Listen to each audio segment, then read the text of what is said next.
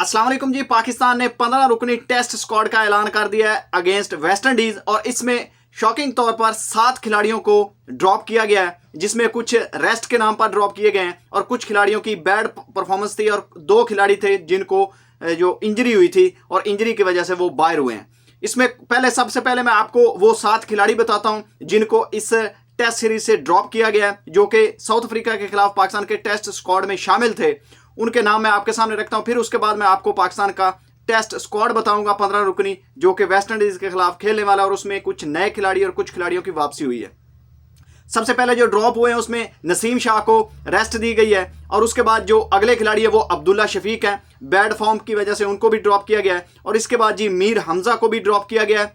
Saim Ayub injury की वजह से बाहर हुए हैं, चौथे खिलाड़ी। और 5वें आमिर जमाल, उनको भी ड्रॉप किया गया है। मोहम्मद अब्बास, जो कि जिनका कमबैक हुआ था 3 साल बाद साउथ अफ्रीका में, उनको भी ड्रॉप कर दिया गया है। और इसके बाद हसीबुल्लाह खान भी इंजरी की वजह से ड्रॉप हुए हैं। यानी कि ये वो 7 खिलाड़ी हैं जिनको रेस्ट और बैड परफॉर्मेंस की वजह से ड्रॉप किया गया है, जिसमें नसीम शाह को रेस्ट के नाम पर ड्रॉप किया गया है, अब्दुल्ला शफीक को बैड फॉर्म की यानी कि उनका जो वो बताया गया है कि उनकी फॉर्म अच्छी नहीं चल रही। इसके बाद मीर हमजा भी जो वो उनको भी बैड फॉर्म या रेस्ट कुछ भी कह लें, उनको भी ड्रॉप किया गया। साइम अयूब इंजरी की वजह से, आमिर जमाल भी बैड फॉर्म की वजह से, मोहम्मद अब्बास जो है वो उनको भी रेस्ट किया गया और उनको ये बताया गया कि उनको वर्कलोड मैनेजमेंट, वर्कलोड 1-2 मैच खेल कर कैसे मैनेजमेंट हो रही है। इसके बाद हसीबुल्लाह को इंजरी हुई है।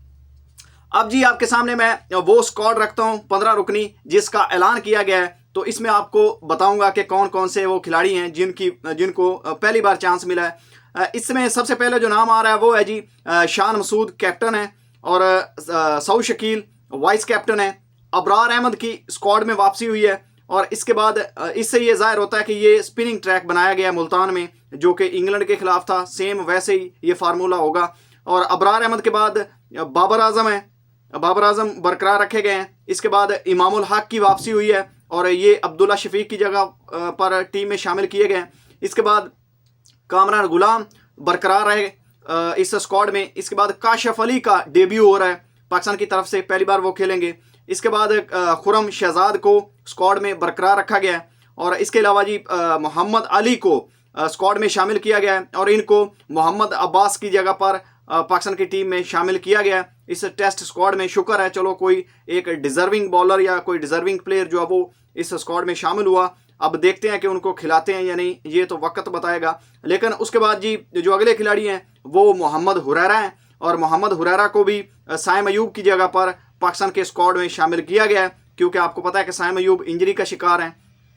इसके बाद मोहम्मद रिजवान विकेट कीपर के तौर पर हैं, जो कि परमानेंट विकेट कीपर होंगे। और इसके बाद जी नुमान अली जो कि स्क्वाड का हिस्सा बने हैं, हालांकि वो साउथ अफ्रीका में भी पाकिस्तान स्क्वाड का हिस्सा थे, लेकिन वहां पर उनको प्लेइंग 11 का हिस्सा नहीं बनाया गया था। यहाँ पर वो ज़रूर होंगे। और उसके साथ रोहेल नज़ीर की वापसी हुई है, वापसी समझे या डेब्यू समझे, मेरे ख्याल में डेब्यू होगा उनका अगर वो खेलेंगे तो। और वो हसीबुल्लाह के यानी कि जगह पर आए हैं। हसीबुल्लाह को इंजरी हो गई थी, मैंने आपको पिछली वीडियोज़ में बताया, और उनकी जगह पर रोहेल नज़ीर को पाकिस्तान के 15 रुकनी स्क्वाड का हिस्सा बनाया गया बैकअप विकेट कीपर के तौर पर। इसके बाद जी साजिद खान की वापसी हुई है और अब आफ्टर ऑल स्पिनिंग ट्रैक जो है वो आपको दिखेगा, क्योंकि ये अब यहाँ से तसल्ली हो गई है कि ये जो मुल्तान का ट्रैक है वो स्पिनिंग ट्रैक होगा और यहाँ पर आपको स्पिनर्स जो है वो डोमिनेट करते हुए दिखाई देंगे। वही वाला फार्मूला जो कि इंग्लैंड के खिलाफ आजमाया गया था। इसके बाद साजिद खान के बाद जी सलमान अली आगा आखिरी नंबर यानी कि 15वें नंबर पर